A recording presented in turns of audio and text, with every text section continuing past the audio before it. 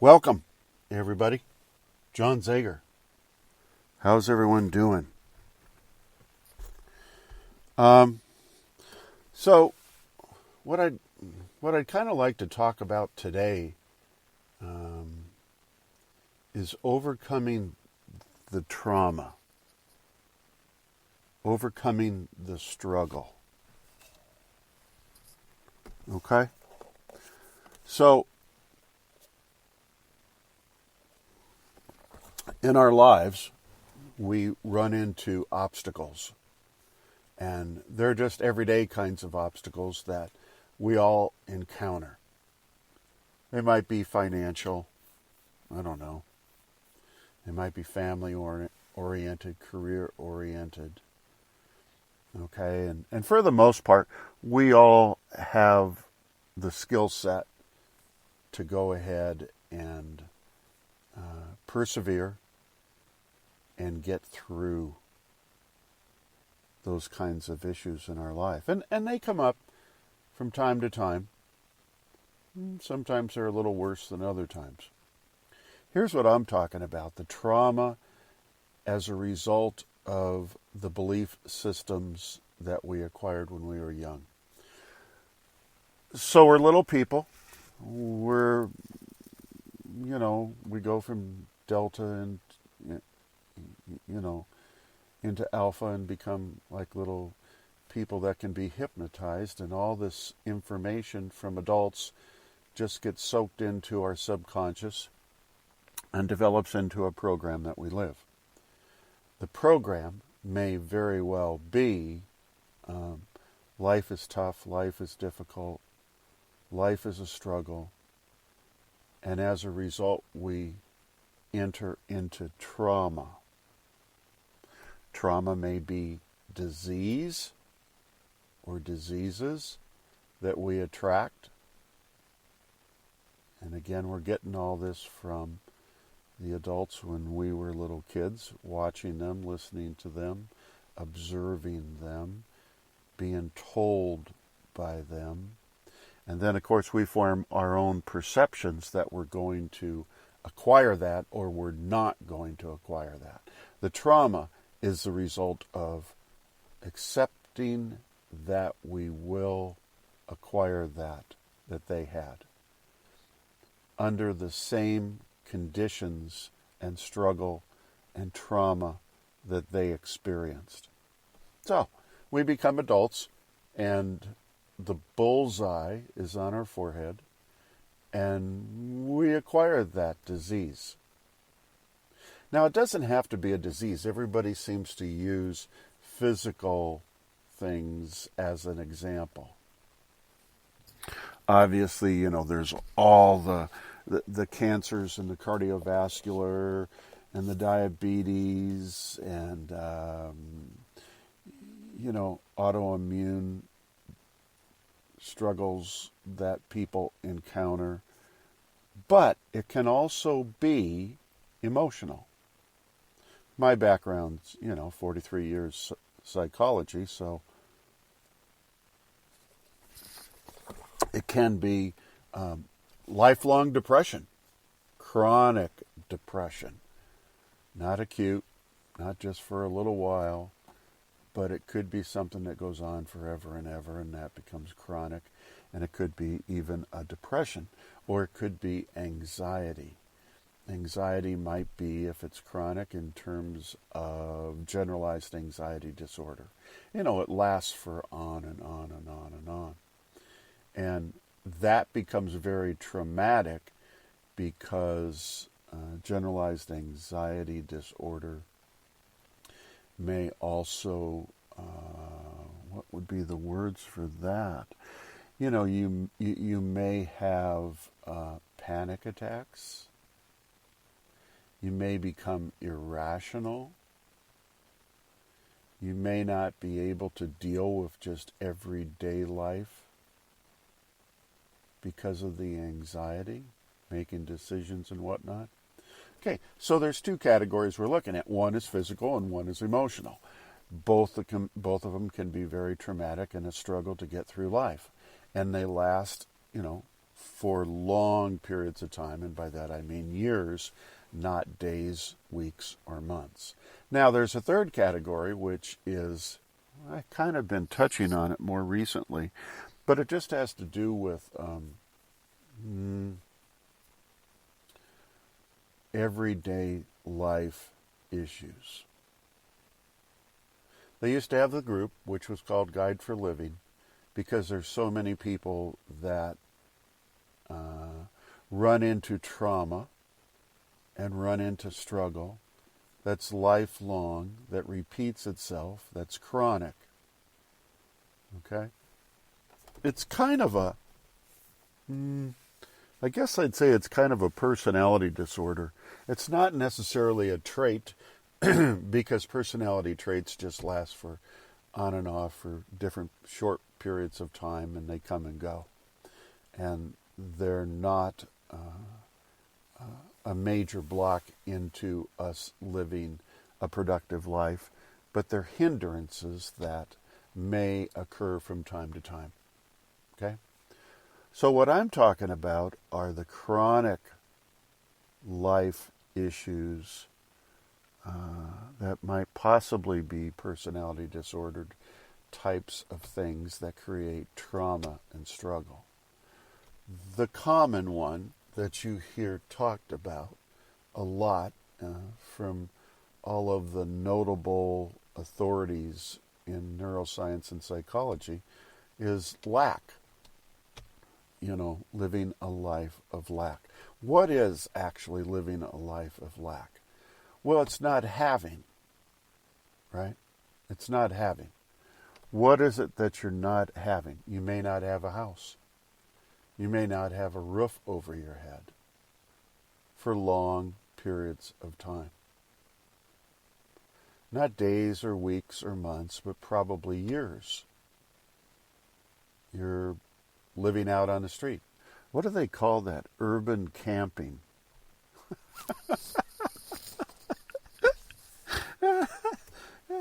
It says it's not urban camping. I mean, that's a great term for it, and they've actually got it defined so that it's very specific, right? Urban camping, to where you stay in neighborhoods with your car or whatever means of transportation you're floating around on, and you learn how to pick out neighborhoods that have dark streets, and you can blend in and park, in between the other cars that are parked, and then, the next night you go to a different neighborhood and you do the same thing. Well, that's not fun. And that is traumatic. That's a life struggle. Follow me on that, you guys? Okay? That's traumatic. If you're out there in the urban jungle, right, trying to survive, we're hoping you at least have some kind of a car that you can sleep in the back seat or something, or maybe, I don't know, maybe even the front seat. But that's very traumatic when it goes on year after year after year. That becomes a personality disorder because it's something that you're doing within your personality that's creating that behavior to occur over and over again. There's something that you're getting out of it in order to keep doing it. That makes sense? So trauma, that's very traumatic. Emotionally, it can be very disruptive. Emotionally, it may lead to depression. Obviously create an awful lot of anxiety. Stress becomes huge because you're not sure if the police are going to catch you that night and throw your sorry ass in jail or not, and fine you and confiscate your vehicle. I have heard, you guys, I have actually heard recently that they're now doing that. Not everywhere, but in a lot of towns. The towns that I live in, the town that I live in, they recently caught the guy, confiscated his car, all of his belongings, threw him in jail, and fined him, I don't know, a couple $1,000s. So the guy eventually gets out of jail. I guess they can only keep you in jail for so long for doing that, right? The guy eventually gets out of jail, goes back into the system now where he has to stay at shelters, which are disgusting, horrible, horrible, horrible places. I ain't even going to get into that. And he becomes so despondent he kills himself. This is recent here in my town. Now, was that traumatic for him? It became overwhelming for him, is what it did. It became overwhelming. He could not manage his own emotional affairs. And he felt like his back was against the wall and in a corner, and there were no other options available. The system did not come to his rescue to offer resources. Well, they did in the sense that they got him involved in the mission. They got him involved in where he can have, a hot breakfast, and I believe a hot dinner. I'm not real sure about that. And, being able to sleep and get some food and whatnot are resources. I don't know if he had somebody working for him to get his life back together, but my understanding is that when you're in lack to that degree, I don't believe there's any agency out there that sits you down in the office and counsels you on the direction you need to go and the choices you need to make. Them saying, we don't think you're capable of managing your own affairs, so we're going to kind of meet with you every week or two. Now, here's the opposite of that. Most of the people out there on the streets don't want to mess with you. They don't want to come to your meetings. They don't want to come to your office. They really want to be left alone because they've been, they're gun shy. They're just afraid you're going to hurt them even more. And that's where the police and the city and everybody who confiscates things and finds you and throws you in jail, they don't have any mental health advice or consultation as to the damage and the trauma that they're inflicting on people. They don't get that. They don't want to get that. They just want to deal with Newtonian matter-changing matter. If you're a bad person, we're going to, through behavior modification, treat you with matter-changing matter. We're going to take your vehicle and confiscate it, and you'll never get it back. No matter how much it's worth. It's ours. That's harsh. We're going to put you in jail. That's harsh. We're going to fine you $2,000. The guy doesn't have $2.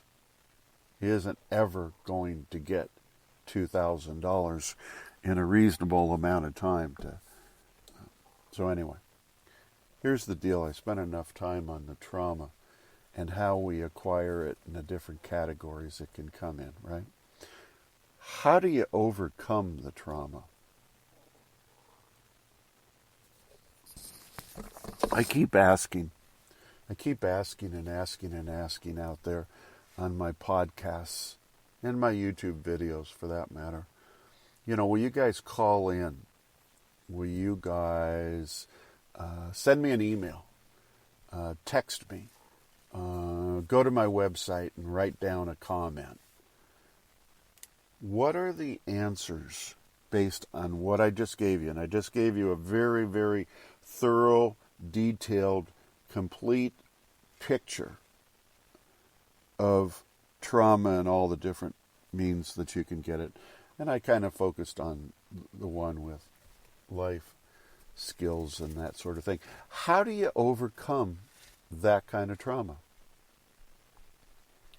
How do you overcome it? Now, given number one, you probably have a personality disorder that's causing you to repeat the same behavior over and over again. I don't know. You may want to seek counseling, but your personality disorder is the kind of thing where it probably wants to avoid authority of any kind, right? So I'm not sure that's going to work, even though that's an excellent, excellent place to start. It's an excellent place to start. You somehow have to redefine who you are and start building up the new personality and character, getting some confidence, and taking small little tiny steps in a rebuilding process.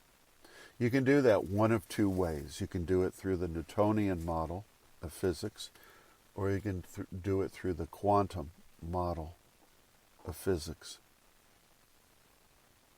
Okay, the Newtonian model of physics says that an example, you guys, might be, you head over to Home Depot or Walmart or any of those kinds of big box stores, and whatever the minimum wage is what they're paying. And you hire yourself up for a job with them in order to acquire 40 hours of pay at the least amount of money that they can afford to pay you, and accept the abuse, the physical, emotional kinds of abuse that they give you because they're not well trained in management. And you take that as far as you can, which may be a year or two or 3 or 5, until you can move up into the next category. Hopefully you'll end up getting a room somewhere where you're paying some ungodly amount of money for a room. Basically, you're paying a mortgage for somebody else to live in a room with limited resources or access to different parts of their house. And again, you're being emotionally abused and treated. You're going to go to and sign up for the city or county or state, dental and physical resources that are available by people who are, they're really just incompetent. They're incompetent, very young dentists that are just trying to figure out dentistry, and you become their guinea pig. And the same thing's true with the medical. They're residents that don't know anything yet. They're still book learned, and they have no practical knowledge, so they're going to be making a lot of mistakes. Again, you're abused. But this is the Newtonian model of physics that society uses to try and rehabilitate people in severe lack.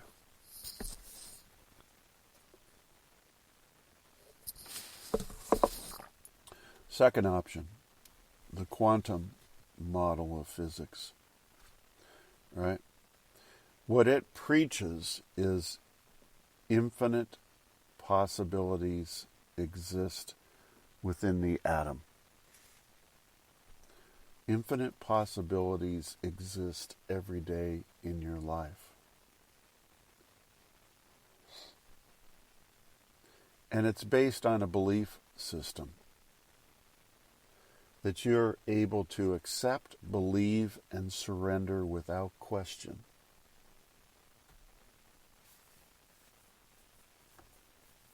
That things are improving and will continue to get better and better. Another example of that might be you set an intention. Your intention might be something like, I'd sure like to be indoors here by fall, right? I'd like to have the resources to afford, I don't know, a studio or a one-bedroom or for that matter, a small house or bungalow of my own. And you get an emotional state that is heightened to the extent that you're excited about, and you can envision yourself living that life. Okay? So you kind of have this picture thing going on, and you understand that your old personality, how you think, act, and feel, was not conducive to your life. Just wasn't conducive. It kept you in lack for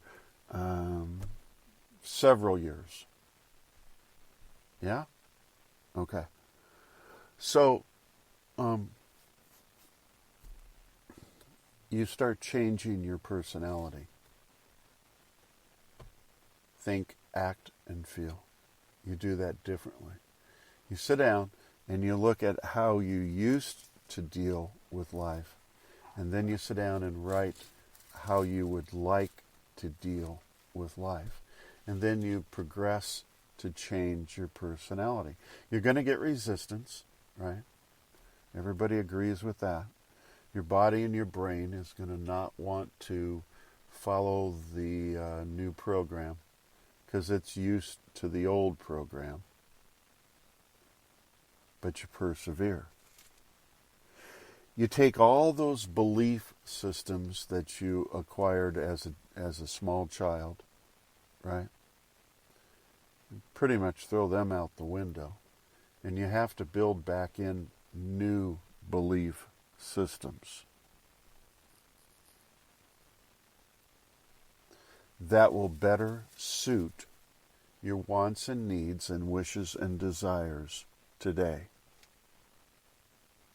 The old belief system accommodated, let's say, for example, your mom or dad's needs and wants way back then, which may have been positive, may have been negative. Not sure.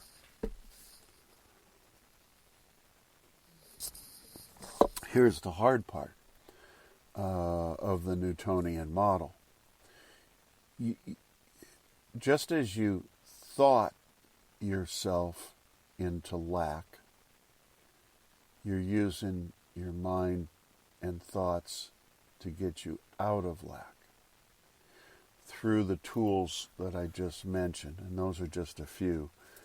Please contact me if you want to get involved in this whole kind of program. But it doesn't happen right away. For some people, it can happen immediately.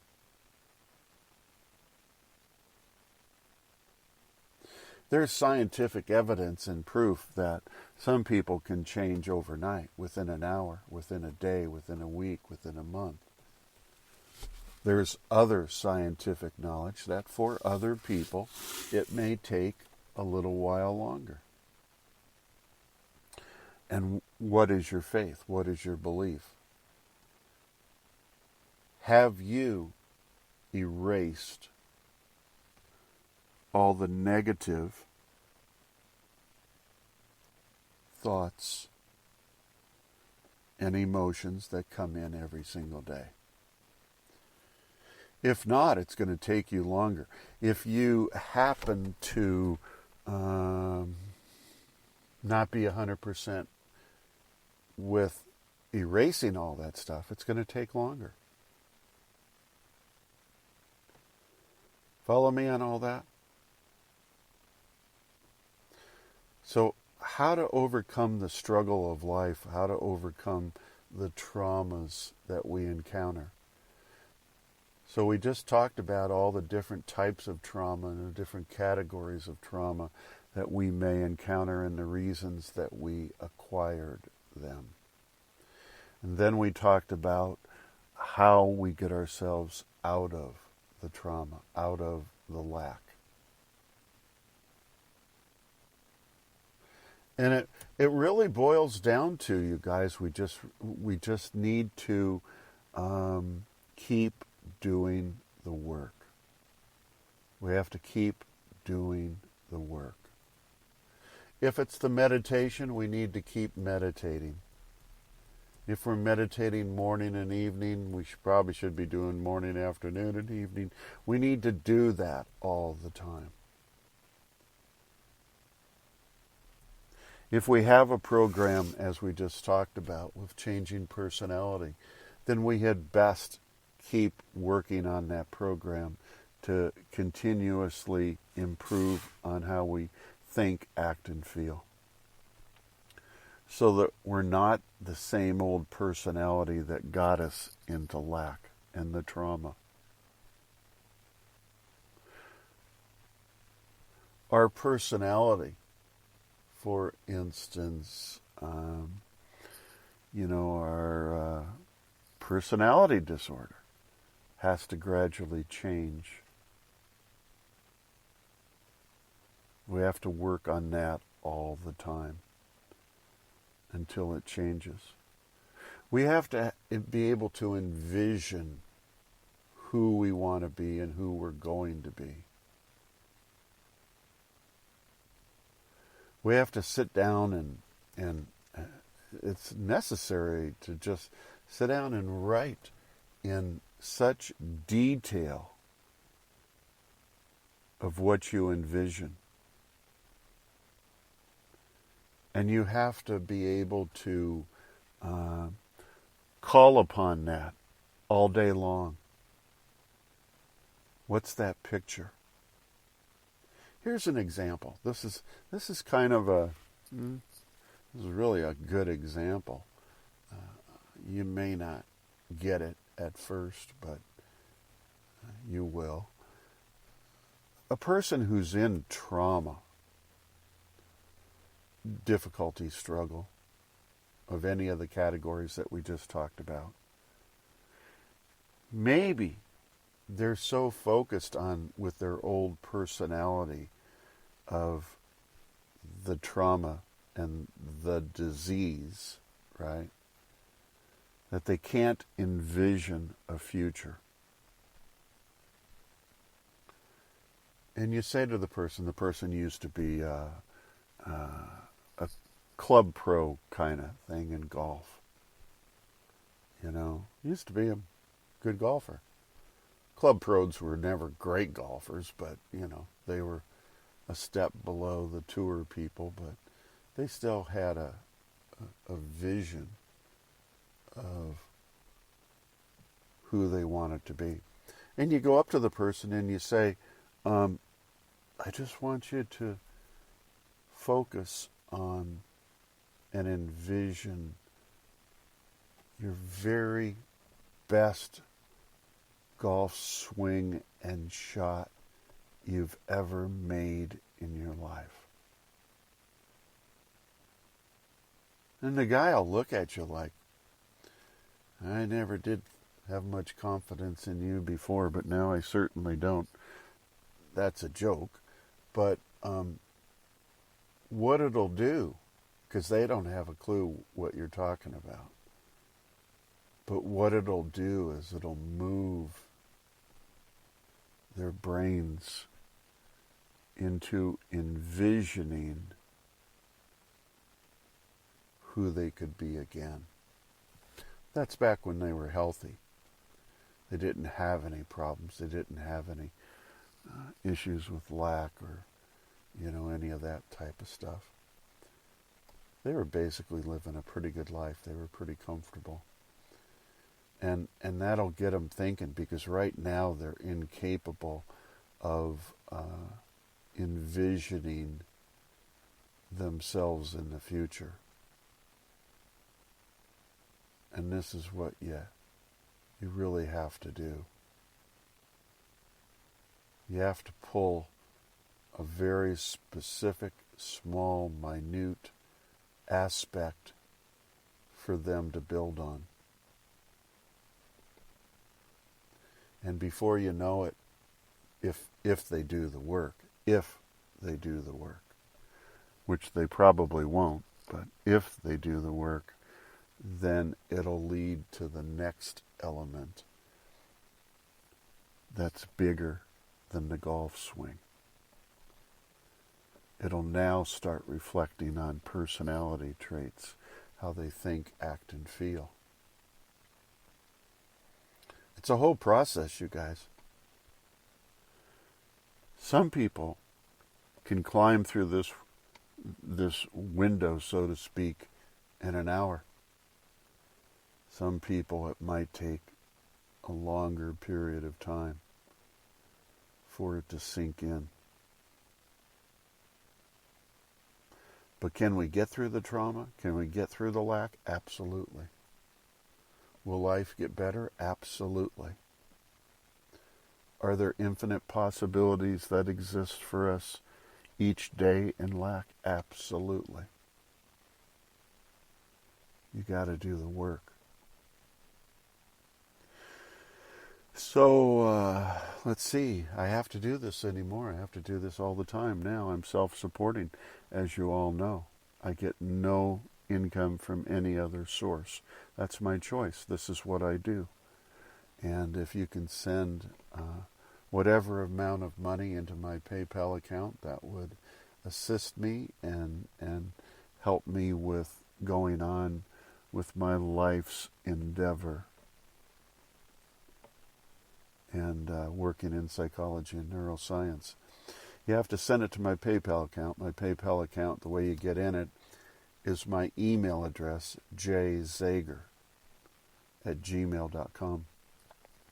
That's JZEGAR@gmail.com. Please do so. Please do so. Please do so. You can also get a hold of me at my website, and website talks about a lot of different things, but I basically offer services in consultation and coaching. I'm happy to do consultation for small businesses so that they can continue to grow and overcome the blocks that they have. I also do coaching for individual people. Same kind of thing. Let's get rid of those old belief systems that are limiting, and let's build new belief systems that are current with your wants and needs, wishes and desires. You can contact me, obviously, through my email that I just gave, or you can go to my website, which is johnzegar.com. JOHNZEGAR.com. You can find me on social media. I'm everywhere. John Zegar is my LinkedIn. John Zegar is my Facebook. I think I use Desert Isles for Twitter. JJ Zegar, I think, is my... I don't know. I can't remember what that one goes to. There's so many different, but I'm all over social media. And wherever you find me on social media, you'll find all my podcasts, all my YouTube videos, my daily blogs, which I do. So anyway, jump in wherever you guys want. I'm always anxious to hear what you have to say. In YouTube, they require that you have 1,000 subscribers. I don't have 1,000 subscribers. I'm not that big and famous, but I need to get up to 1,000. And I just wish any of you listening would turn some other people on to what I'm talking about and have been talking about for quite a few years now, so that I can get up to 1,000. And I need to have, what is it, 4,000 hours of watched video. Now, for some of those people, 4,000 hours is a half an hour. So, kind of figure it out yourself. If people were to just watch some videos, I can hit that 4,000 hours in no time at all. And that would sure be helpful. The other part is on my podcasts.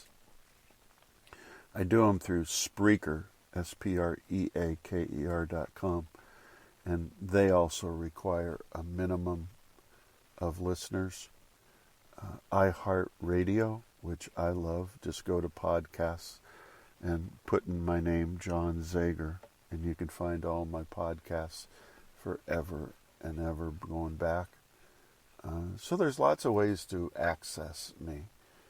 Obviously, hopefully, I've gotten a little bit better as time has gone on. I'm sure way back in the beginning it may not have been as pretty, but it continues to improve. So, God bless everybody. Take care of one another, and I look forward to talking to you all again real soon. Thanks a lot. See you. Bye.